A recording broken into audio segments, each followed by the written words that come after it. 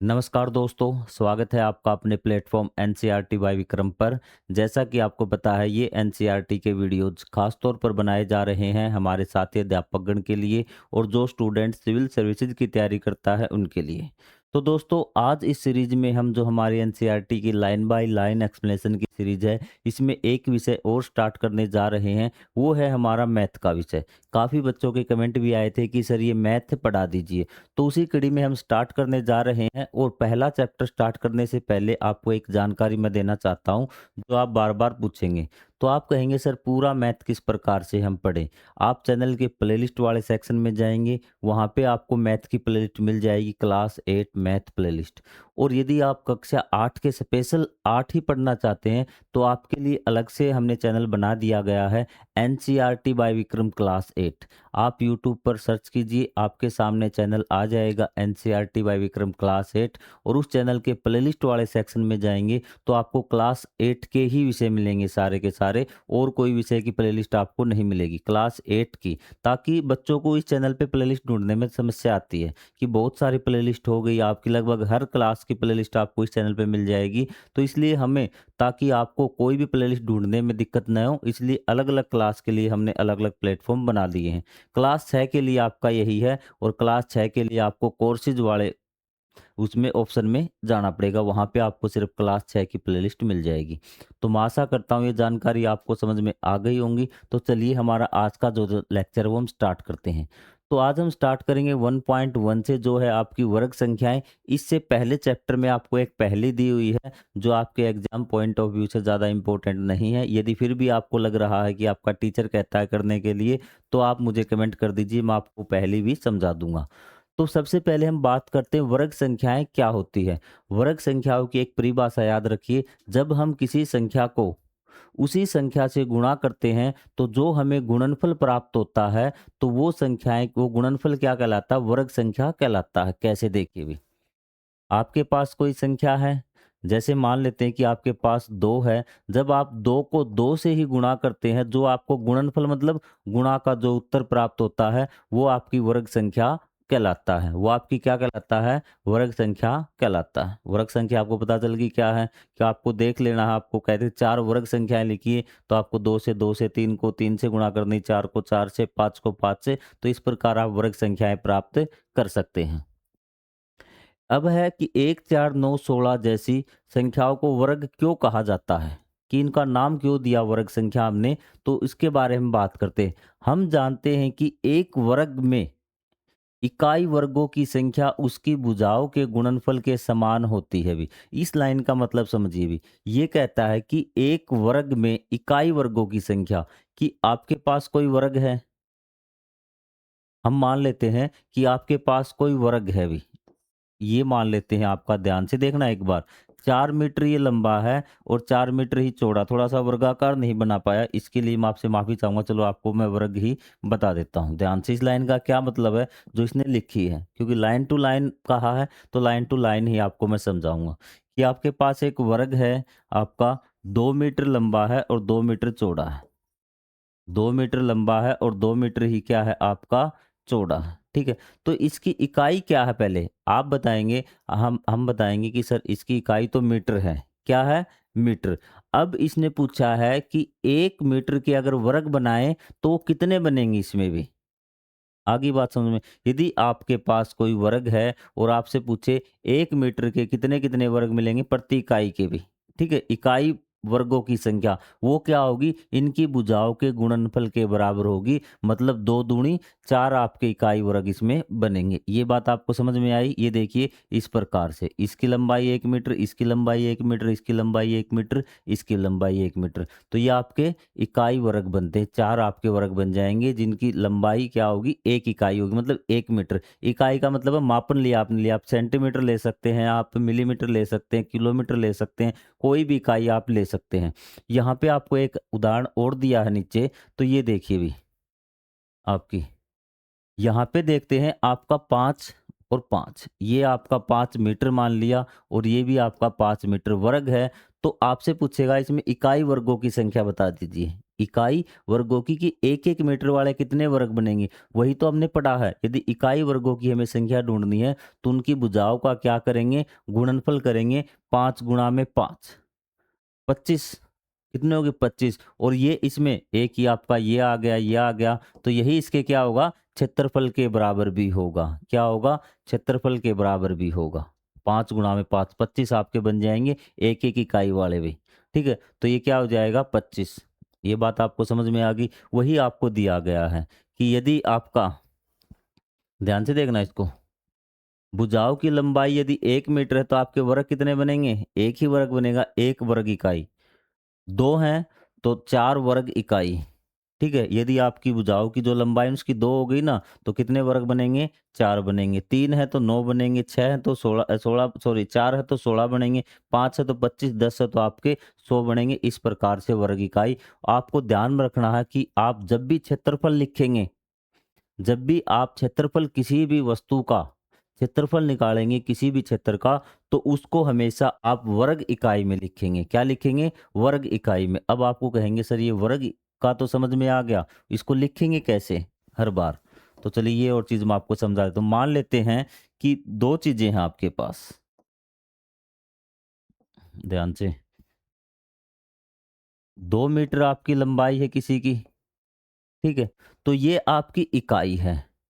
ठीक है, और चौड़ाई मान लेते हैं 4 मीटर है। आपके पास एक आयत है, इसका क्षेत्रफल आपको सबको पता है कि आयत का क्षेत्रफल क्या होता है, लंबाई गुणा में चौड़ाई। तो 2 चौके कितना हो गया, 8 वर्ग मीटर। आपको लिखना है आगे, क्या लिखना है, वर्ग मीटर। क्या लिखना है, वर्ग मीटर आपको लिखना है। मीटर क्या है, इसकी इकाई है, तब आपका सही लिखा जाएगा। यदि आपने 8 मीटर लिख दिया ना, तो ये आपका क्या हो जाएगा, गलत हो जाएगा। ये क्षेत्रफल आपका नहीं होगा। क्षेत्रफल को कैसे लिखते हैं कि वर्ग और आपका मीटर लिखते हैं। दूसरा तरीका इसको लिखने में, 8 मीटर स्क्वायर भी ऐसे आप इसको लिख सकते हैं। क्या है, 8 मीटर स्क्वायर। आपको आगे बात समझ में, आपको ये चीज जरूर लगानी है। यदि किसी भी चीज, चाहे आप त्रिभुज का क्षेत्रफल निकालें, चाहे आप किसी सर्कल का निकालें, चाहे आयत का निकालें, किसी भी चीज का क्षेत्रफल निकालें, क्षेत्रफल के आगे इस प्रकार से आपको लिखना है। ठीक है, तो ये चीज आपको समझ में आ गई। हम वर्गों के लिए निम्नलिखित संकेत पद्धति का उपयोग करते हैं भी। ठीक है, अब आ जाइए भी। तो ये वर्ग है, आप लिख रहे हैं भी, 1 गुणा में 1 1, 2 गुणा में 2, ये संकेत पद्धति, मतलब ऊपर 2 की पावर लगा देते हैं।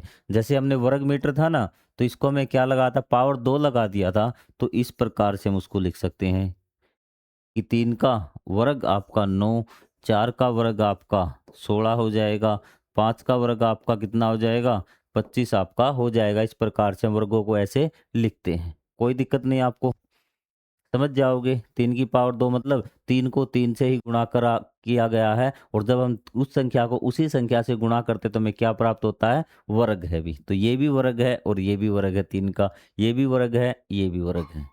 आपको आगे बात समझ में क्लियर है।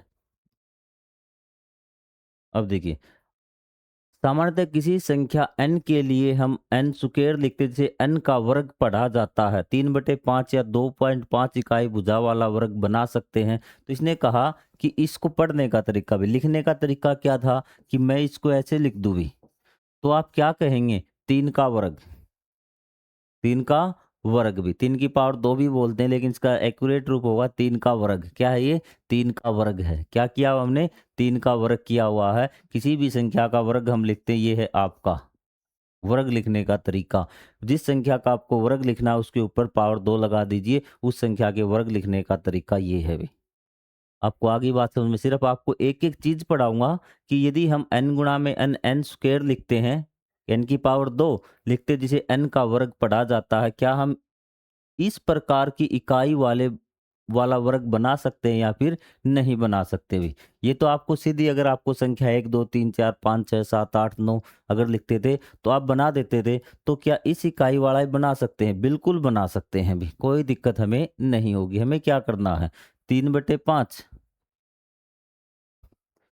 3/5 इसको कर दीजिए, और ये आपका 3/5 का क्या हो गया, वर्ग आ गया। 2.5 है, 2.5 का क्या कर दीजिए, वर्ग। तो मतलब इसको इसी संख्या से गुणा करना है, वर्ग लिखने का तरीका आ गया। ठीक है, तो मैं कहूँ कि 2 का वर्ग लिख के दिखाइए भी, तो आप क्या करेंगे, इस प्रकार से लिखेंगे 2 का वर्ग बराबर है आपका 4। आपको आ गई बात समझ में?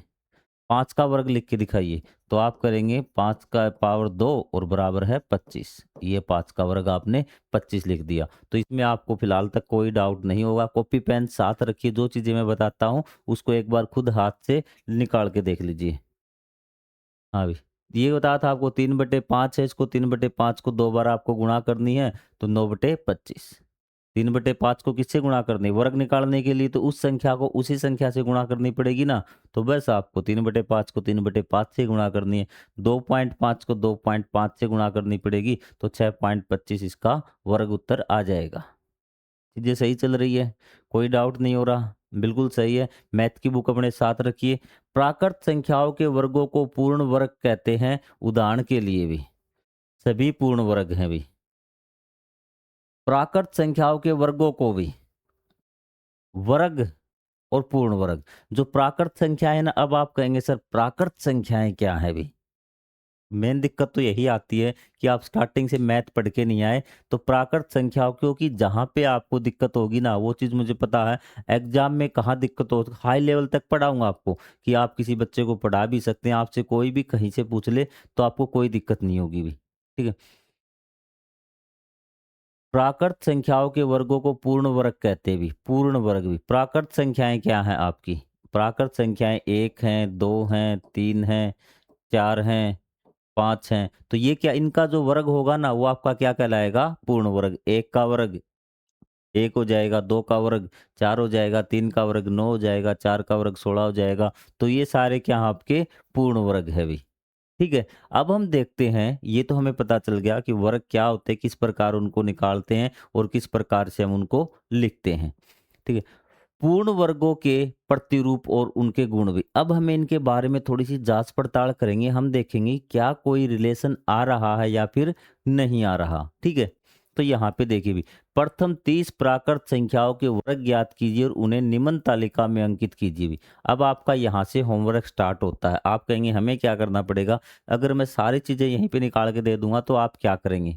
आप खुद से हाथ से नहीं करके देखेंगे ना, तब तक आपको चीजें समझ में नहीं आएंगी। तो अब आपको इन संख्याओं के पूर्ण वर्ग लिखने हैं भी। ठीक है। आप कहेंगे सर कैसे लिखने हैं? पूर्ण वर्ग निकालने नहीं आए क्या आपको अब तक? अब तक तो आ चुके होंगे। तो ये देखिए आपका 12 का अगर आपको लिखना है तो आप क्या करेंगे? 12 गुणा में 12, 12 को 12 से ही गुणा करेंगे, तो ये आपका पूर्ण वर्ग आ जाएगा 144। ठीक है। 13 को 13 से गुणा करेंगे तो आपको आ जाएगा 169। ठीक है। तो इस प्रकार आपको इन सभी संख्याओं के क्या करने हैं? पूर्ण वर्ग आपको निकालने हैं। ये चीज आपको समझ में आ गई? निकाल लेंगे। और मैं ये कहता हूं कि 22 है ना आपका आगे, फिर आपको 23, फिर आप 24, फिर 25, फिर 26, फिर 27, फिर 28, फिर 29 और फिर 30। ठीक है। तो इन संख्याओं के पूर्ण वर्ग आप याद रखिए 30 तक। तो आपको पूर्ण वर्ग आपको याद रखने हैं 1 से लेके 30 तक। आपको कुछ भी पूछ ले, आपको तुरंत बता देना। जैसे मैं आपको पूछूं 25 का बताइए, आप तुरंत कह दें कितना? 525 या 625, कितना आएगा? 625। 24 का बताइए, आप बताएंगे 576। ठीक है। तो इस प्रकार से आपको सभी संख्याओं के पूर्ण वर्ग याद रहने चाहिए। आपकी आज की क्लास का ये होमवर्क है और आपको पक्का ये याद मिलना चाहिए। आगे बढ़ जाएं हम। आपने उपयुक्त तालिका में किन प्रतिरूपों का अवलोकन किया? अपने अवलोकनों को अपने सहपाठियों के साथ साझा कीजिए भी। ठीक है। तो यहाँ पर आपको कुछ चीजें यहाँ पर देखी होंगी। जब आप ये सभी निकाल लेंगे ना, तो चलो एक बार मैं 10 तक आपको कंप्लीट करवा देता हूँ। यहाँ से आपका जितना है ना, 10 तक आपको कंप्लीट करवा देता हूँ। आपको क्या चीजें नोटिस करने को मिलेंगी वो आपको दिखाता हूँ।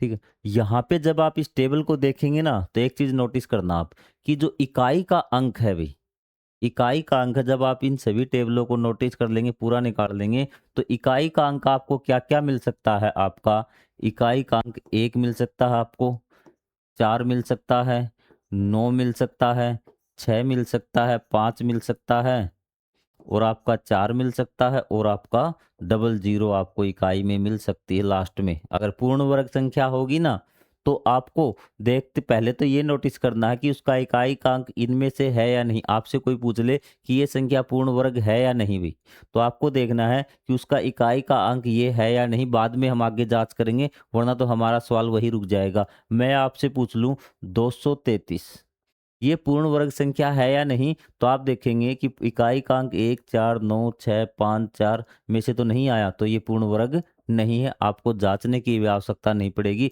आप इकाई का अंक देखते ही बता देंगे कि पूर्ण वर्ग संख्या है या नहीं भी। तो मैं आपसे कहूँ 1000, तो आप यहाँ पे कन्फ्यूज़न में हो जाएँगे कि सर इकाई का अंक है या नहीं? तो डबल ज़ीरो का जोड़ा कर लीजिए भी। डबल ज़ीरो का क्या करना आपको? जोड़ा लास्ट में होना चाहिए, मतलब जोड़े। यहाँ पे देखिए एक जोड़ा तो हो गया, फिर ये जोड़ा कंप्लीट नहीं है तो ये पूर्ण वर्ग संख्या नहीं है। यदि ज़ीरो के जोड़े होंगे ना लास्ट में, तो आपकी वो पूर्ण वर्ग संख्या हो जाएगी। ज़ीरो वाले में ये आप ध्यान रखना भी, ठीक है? तो ये चीज़ें हो गई, आगे बढ़ जाएँ। याद रख लोगे इनको? अगर याद न रहे तो फिर भी आप निकाल सकते हैं। यहाँ से तक देख लीजिए आप इकाई का अंक। आपको आ गई बात समझ में? तो चलिए अब अवलोकन, ये हमको जो चीज़ हमने समझी है, वही चीज़ हमें ये बता रहा है कि आपने तालिका का प्रतिरूपों का अवलोकन किया, अपने अवलोकनों को अपने सहपाठियों के साथ अनुमान कीजिए। तो ये कहता है कि ये सभी संख्याएँ 0, 1, 4, 5, 6, 9 पर समाप्त होती है। इनमें से कोई संख्या 2, 3, 8 पर समाप्त नहीं होती भी। ठीक है? तो यहाँ पर हमने देखा कि ये जो सारी संख्याएँ आप निकाल लेंगे ना, तो इनका लास्ट का अंक या तो 0 मिलेगा, 1 मिलेगा, 4 मिलेगा, 5 मिलेगा, 6 मिलेगा या 9 मिलेगा। किसी में भी इकाई का अंक मतलब जो लास्ट अंक है, वो आपका 2, 3, 7 या 8 आपको नहीं मिलेगा। 7 या 8 आपको नहीं मिलेगा। मतलब जिस संख्या के लास्ट में 2, 3, 7, 8 आ जाए, वो आपकी पूर्ण वर्ग नहीं होगी। आप देखते ही बता देंगे कि ये संख्या पूर्ण वर्ग नहीं है, आपको चेक भी नहीं करना वो भी। ठीक है? और मैंने ज़ीरो की यहाँ इसने 0 लिख रखा है, 0 में आप जोड़े देख लेना लास्ट में। ठीक है? यदि जोड़े नहीं हैं, तो वो नहीं होगी भी। आपको आ गई बात समझ में? या फिर 0 वालों को इसी श्रेणी में लेंगे, 0 आ सकता है उसको हम चेक कर लेंगे। एक बार आपके लिए आसान रहेगा। इन शब्दों को सॉरी इन अंकों को आप ध्यान में रख लीजिए। आपको ये याद नहीं करने पड़ेंगे, आपको 2, 3, 7, 8 ये याद करने हैं। अगर ये किसी संख्या के लास्ट में आ गए, तो वो पूर्ण वर्ग संख्या नहीं है। पहला निकाल देंगे, ठीक है?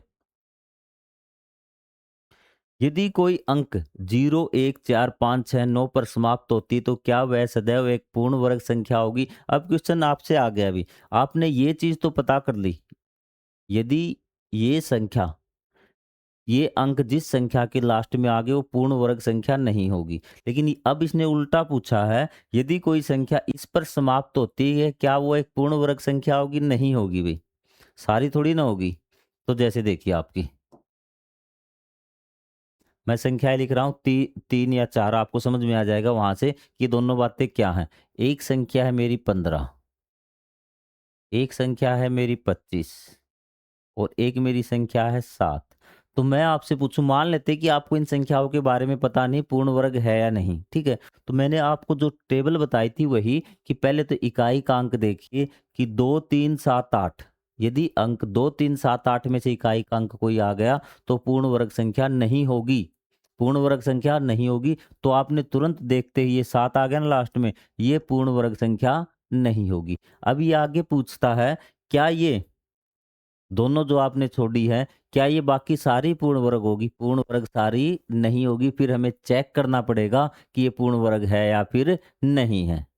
ठीक है? हो भी सकती है और नहीं भी हो सकती। जैसे आपको पता है कि 15 तो नहीं है, 25 आपकी पूर्ण वर्ग संख्या है। ये किस प्रकार से हम चेक कर सकते हैं? वो चीज़ या तो आपको याद होना चाहिए, या तो तभी तो कह रहा हूँ कि आप 30 तक याद कर लीजिए, आपको देखते ही पता चल जाएगा कि पूर्ण वर्ग संख्या। आप मुझे बताइए भी 169 पूर्ण वर्ग है या नहीं? आप कहेंगे सर 9 आ गया लास्ट में, हो भी सकती है और नहीं भी। लेकिन अगर आपको 13 का वर्ग याद होगा ना, तो आपको पता है 169 13 का वर्ग होता है, ये पूर्ण वर्ग है। मैं आपसे कहूँ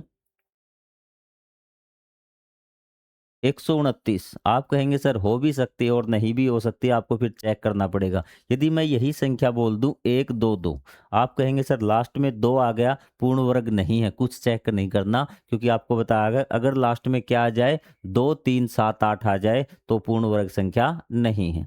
बात यहाँ तक समझ में आ गई? तो चलिए भी अब हमारा काम बचता है अभी। ये कहता है कि 16 और 36 दोनों वर्ग संख्याएं हैं जिसमें इकाई का अंक 6 है। यद्यपि 26 का भी इकाई का अंक 6 परंतु यह एक वर्ग नहीं है भी।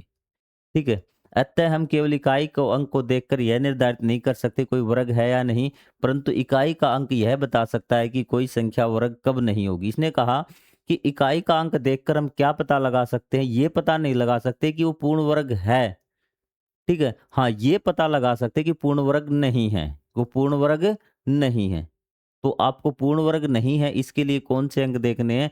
2 3 7 8। अगर लास्ट में 2 3 7 8 आ गया तो इसका मतलब पूर्ण वर्ग नहीं है, आप 100% श्योर है। बाकी संख्याओं में आपको चेक करना पड़ेगा। ये चीज आपको समझ में आ गई? यदि संख्या के लास्ट में 2 3 7 8 है तो वो संख्या आपकी पूर्ण वर्ग नहीं होगी। ऐसी 5 संख्याएं लिखी जिनके इकाई के अंक को देखकर आप यह निर्धारित कर सकते हैं कि वे वर्ग नहीं। 5 संख्याएं लिख दीजिए भी ऐसी कि जो इकाई का अंक देखते ही आप बता दें कि ये पूर्ण वर्ग संख्या नहीं है भी। तो चलिए अभी लिख देते हैं हम भी। आप आप खुद भी बता देंगे कि ये पूर्ण वर्ग नहीं होगी और आप अपने पास से भी संख्याएं लिख सकते हैं भी। ये है ना, ये वाला क्वेश्चन का आंसर कर रहा हूं मैं।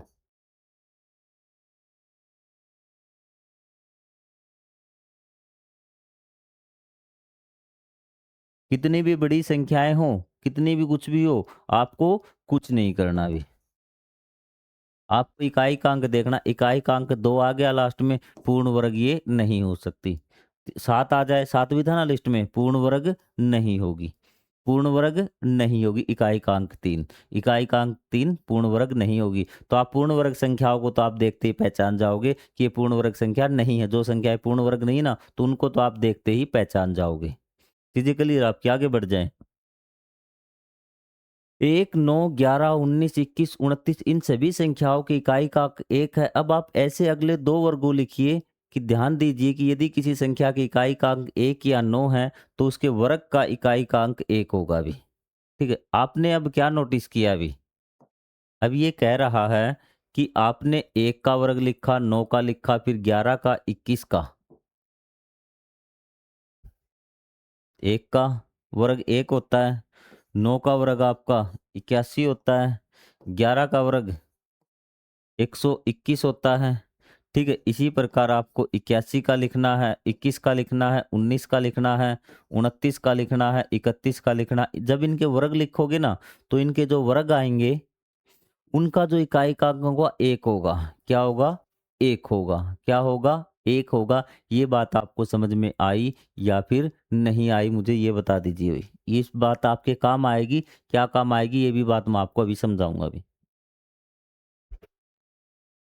ठीक है, ये बात आपको समझ में आ गई। मतलब जो संख्या, एक तो है आपकी वर्ग संख्या, ठीक है, क्या है? वर्ग संख्या। मैं ये आपसे पूछूं भी, ठीक है, मैं आपसे पूछूं जैसे आपका 121 है, ध्यान से सुना, ये संख्या कहाँ काम आएगी आपकी, ये बात अभी आपको समझा देता हूँ एक बार।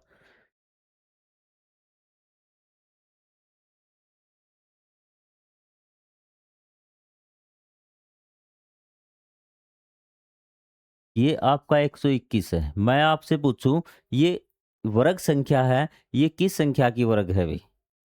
ठीक है, किस संख्या को हमने गुणा की है? तो आपको पता है कि जिस संख्या को हमने, इससे इकाई का अंक 1 है ना, तो ये जिस संख्या को गुणा किया होगा हमने उसी संख्या से, तो उसका इकाई का अंक या तो 1 मिलेगा या फिर 9 मिलेगा भी। 1 मिलेगा या 9 मिलेगा। और मैं आपको ऑप्शन दे दूं यदि इसके, तो आप आराम से पहचान जाओगे भी। ठीक है, मैं कहूँ ये 13 का है, 11 का है, या फिर आपका 9 का है, या फिर 14 का है।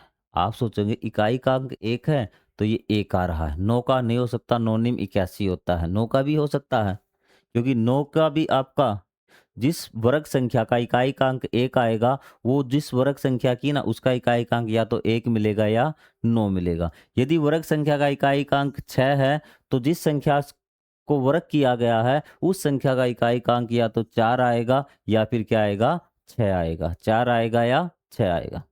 2 बातें याद होगी। यदि वर्ग का इकाई-कांक 1 है, तो किस संख्या को वर्ग किया गया है? उस संख्या को वर्ग किया गया है जिसका इकाई-कांक या तो 1 है या फिर 9 है। यदि इकाई-कांक 6 है, तो उस संख्या को वर्ग किया गया है जिस संख्या का इकाई का अंक या तो 4 है या फिर 6 है। आपको आ रही बात समझ में? अगर नहीं आई थोड़ी बहुत तो भी आपको यहाँ पे हो जाएगी। निम्न में कौन-सी संख्याओं में इकाई का अंक 6 होगा भी? इकाई का अंक 6 होगा भी। तो यहाँ देखिए भी 8 अगर संख्या आपकी इसका इकाई का अंक क्या होगा? पहले ही अंक को हम रख करके देख लेंगे। अट्ठू अट्ठू 64 4 इसका इकाई का अंक क्या होगा? 4 4 चौके 16 आपको पूरी संख्या सोल्व नहीं करनी, इकाई का अंक ही तो पूछा है। तो इकाई के अंक का ही वर्ग कर लेंगे। 6 6 36 6 आ जाएगा। 6 6 36 4 चौके 16 2 दूनी 4। तो आपने बता दिया कि किन-किन संख्याओं के इकाई का अंक 6 आएगा। आपके द्वारा पूरी तालिका में संख्या उनके वर्गों का अवलोकन करके ऐसी और अधिक प्रतिरूपण खोजिए भी।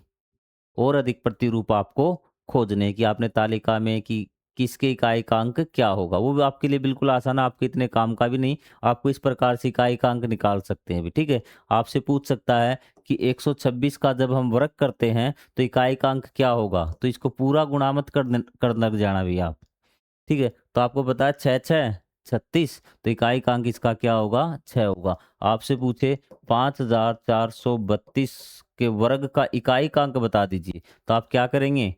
पहले अंक का ही वर्ग कर देंगे, इकाई के अंक का 2 दूनी 4 होगा। इकाई का अंक आप निकाल लेंगे, इकाई का अंक आप निकाल लेंगे, ठीक है। तो चलिए भी, तो यहाँ पर देखिए भी, यहाँ पे आती है आपकी जोड़ों वाली संख्या भी। क्या आती है? जोड़ों वाली संख्या आती है, जो मैंने आपको स्टार्टिंग में बताई थी ना। तो जोड़ों की जो संख्या होगी, जीरो की संख्या, वो हमेशा डबल होगी वर्ग संख्या में। जो जिस संख्या का हम वर्ग कर रहे हैं, तो उस संख्या से डबल होगी भी। बात आपकी सिंपल है। जैसे हमें 100 का वर्ग करना है भी। क्या करना है? 100 का वर्ग करना है, तो इसका वर्ग क्या होगा? आप कहेंगे सर 100 का वर्ग इसकी जीरो की संख्या को क्या कर देना? डबल कर देना। ठीक है। आपको 1000 का वर्ग करना है भी। क्या करना है? 1000 का वर्ग करना है, तो 1000 का वर्ग क्या हो जाएगा? जीरो की संख्या क्या कर देना? डबल कर देना। 3 है तो 6 कर देना भी। ठीक है।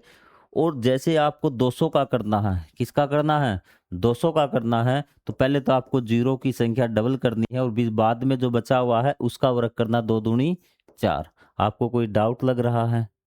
मैं आपसे पूछता हूँ, आप 5000 का वर्ग कर दीजिए। किसका? 5000 का।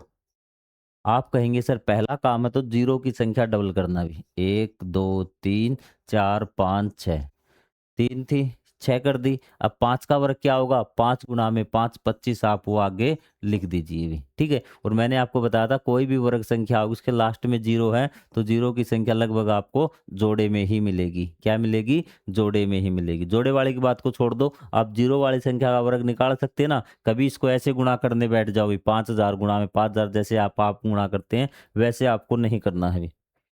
यदि किसी संख्या के अंत में 3 शून्य है, तो उसके वर्ग के अंत में कितने शून्य होंगे? शून्य की संख्या डबल होगी, 6 शून्य होंगे भी। क्या होंगे? 6 शून्य होंगे। ये बात आपको समझ में आई या फिर नहीं आई? कोई भी संख्या हो, उसके वर्ग के अंत में क्या हो जाएगी? संख्या शून्यों की डबल हो जाएगी, जीरो डबल हो जाएंगे, ठीक है। मैं आपसे पूछूं, ये आपका 2500, अगर मैं इसका वर्ग करता हूँ, तो इसके लास्ट में कितनी जीरो आएँगी? आप कहेंगे सर शून्य की संख्या वर्ग करने पर क्या हो जाती है? डबल हो जाती है और आगे हम फिर 25 का वर्ग हम लिखना है अभी। आपने किसी संख्या के अंत में शून्यों की संख्या और इसके वर्ग के अंत में शून्यों की संख्या के विषय में क्या अवलोकन किया? हमने ये अवलोकन किया है कि किसी संख्या के अंत में शून्यों की संख्या, ठीक है, किसी संख्या के वर्ग के अंत में शून्य की संख्या उस संख्या के अंत में जो शून्य है ना उससे क्या होती है? डबल होती है। क्या होती है? 2 गुणी होती है। ये बात हमने देख ली। जैसे यहाँ 2 था, यहाँ कितनी होगी? 4। यहाँ पे आपका 100 है, यहाँ पे कितना हो जाएगा आपका? शून्य की संख्या आपकी 4 हो जाएगी। यहाँ आपका 10 है, यहाँ कितना हो जाएगा? 2 हो जाएगी। क्या ऐसा सदैव होता रहेगा? क्या हम कह सकते हैं कि वर्गों के अंत में शून्यों की संख्या केवल सम संख्या ही हो सकती है? अब वो बात मैंने आपको स्टार्टिंग में बताई थी, यहाँ प्रूव होती है कि किसी वर्ग संख्या के अंत में जो शून्यों की संख्या मिलेगी, हमेशा जोड़ों में मिलेगी। अब मुझे बता देना आप, क्या ये कोई वर्ग संख्या है? आप कहेंगे शून्य की संख्या 3 है, नहीं है, 2 के जोड़े में होनी चाहिए। किसके जोड़े में? 2 के जोड़े में। ये तो आपकी 3 आ गई, जोड़े नहीं बने ना, तो ये आपकी नहीं है। ये है आपकी 2, 2, 4 और 1, 5 जोड़े नहीं बनेंगे। एक जोड़ा ये, एक जोड़ा एक ये खाली रह गया, ये आपकी वर्ग संख्या नहीं है। ठीक है? किसी संख्या और उसके वर्ग के अनुरूपता के विषय में आप क्या जानते हैं भई? अंत में शून्यों की संख्या केवल सम संख्या ही हो सकती है। अब मैं आपसे पूछ लूँ, क्या ये एक आपकी वर्ग संख्या है? आप देखेंगे 1, 2, 3, 3 जोड़े कंप्लीट बन रहे हैं। हाँ, ये एक वर्ग संख्या है, लेकिन ध्यान रखना हर बार ज़ीरो की संख्या से आपको पता नहीं चलेगा। मैं आपसे ये पूछ लेता हूँ भई, 1, 2, 3, 4, 5, 6। आप कहेंगे शून्य के तो जोड़े बन गए। अब ये मत कह देना ये वर्ग संख्या, ये भी आपकी जो आगे बचता है ना, ये भी आपकी वर्ग संख्या होनी चाहिए। ये वर्ग संख्या नहीं है 2, इसलिए ये पूरी संख्या नहीं होगी। जोड़ों वाली तो कंडीशन ने पूरी कर दी, लेकिन आगे वाली नहीं कर पाया। एक और समझ लो, उसमें आपको समझ में आ जाएगा अभी। आपने कहा जोड़े बन गए, वर्ग संख्या जोड़ों के हिसाब से। एक बार आगे वाला देखना, 9, 9 वर्ग संख्या है क्या? हाँ जी, 9 वर्ग संख्या है, तो इसका मतलब ये पूरी की पूरी क्या है? आपकी वर्ग संख्या है। थोड़ा-थोड़ा मज़ा आ रहा है आपको? ठीक है, कितना टाइम हो गया क्लास को? 31 मिनट हो गए, 30 मिनट। लेक्चर काफ़ी लंबा चला गया, लेकिन आपको फिर भी समझ में आ रहा है, मेरे लिए ये अच्छी बड़ी बात है, भी समझ में आना। पहला लेक्चर है, थोड़ा सा आराम से कर रहे हैं, धीरे धीरे, कोई दिक्कत वाली बात नहीं होगी। पूर्ण वर्ग और विषम संख्याएं भी, तो ये पूर्ण वर्ग और विषम संख्याओं का मैंने आपको रिलेशन 6th क्लास का जब मैथ पढ़ा था उस टाइम करवाया था कि जब हम विषम संख्याओं को जोड़ते हैं ना, विषम संख्याओं को जोड़ते हैं, तो आपको क्या होती है? पूर्ण वर्ग संख्या प्राप्त होती है। ध्यान से देखना भी यहाँ से। ये देखिए आप, पहले तो अंतर देखिए आपका कि अगली जो पूर्ण वर्ग संख्या है उसमें से पीछे वाली पूर्ण वर्ग संख्या घटा दीजिए। आपकी 1 के बाद कौन-सी है? 4, 4 में से गया 3, 9 में से 4 गया 5, 16 में से 9 गया 7, 25 के बाद आपका 16 गया 9। तो यहाँ से हमें प्राप्त हो रहा है, क्या प्राप्त हो रहा है? जो आपने 6th क्लास में पढ़ते आए हैं अभी। यदि आपने जितनी विषम संख्याओं का जोड़ आपको करना है, संक्षेप में आपको लेसन बता रहा हूँ। यदि आपको विषम संख्याएँ जोड़नी है, तो उतनी ही संख्याओं का आपको क्या कर देना? वर्ग कर देना है भई। ध्यान से देखना भई। यहाँ से ये टेबल आपको समझाऊँगा। कितनी विषम संख्याएँ ले ली आपने? पहली 2 ले ली ना, तो आपको 2 का ही वर्ग करना है। आपका उत्तर आ जाएगा 4। आपको पहली 3 विषम संख्याओं का जोड़ करना है, तो पहली 3 है ना, संख्याएँ कितनी है? 3, तो पहली 3 विषम संख्याओं का जोड़ 3 का स्क्वायर 9। उसी प्रकार पहली 6 विषम संख्याओं का जोड़ कितना आ जाएगा? 36। ये बात आपको पता पता चली, ये रिलेशन आपका 6th क्लास में आप पढ़ के आए हैं, यदि आपने लाइन टू लाइन पढ़ा है तो। ठीक है, यदि हमें विषम संख्याओं का जोड़ निकालना है, 15 विषम संख्याओं का जोड़ कितना होगा? 15 का स्क्वायर। 20 विषम संख्याओं का जोड़ कितना होगा? 20 का स्क्वायर। ये बात आपको आगे समझ में, लेकिन यहाँ पे हम पूर्ण वर्ग संख्या जाँचने के लिए प्रयोग करेंगे कि ये है या नहीं भी। ठीक है? कि ये पूर्ण वर्ग संख्या है या नहीं। अब तक तो हमें इतना पता किया है कि कैसे पता चलेगा कोई संख्या पूर्ण वर्ग नहीं है। लास्ट में हम क्या देखेंगे? 2, 3 और 7, 8 अगर हो गया, तो पूर्ण वर्ग संख्या वो आपकी नहीं होगी।